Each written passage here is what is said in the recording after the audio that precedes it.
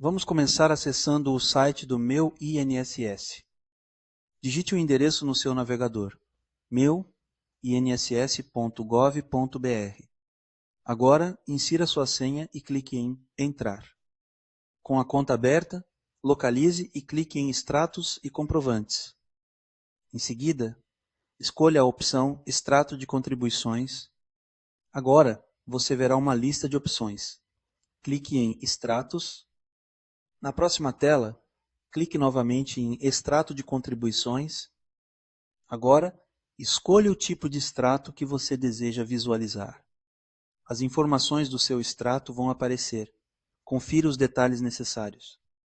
Seu extrato será baixado automaticamente. Confira a aba de Downloads. Assim que o download terminar, abra o arquivo para revisar suas informações. Aqui está o extrato que você baixou. Abra e veja o que contém. Pronto! Agora você já sabe como emitir extratos QNIS pelo Meu INSS.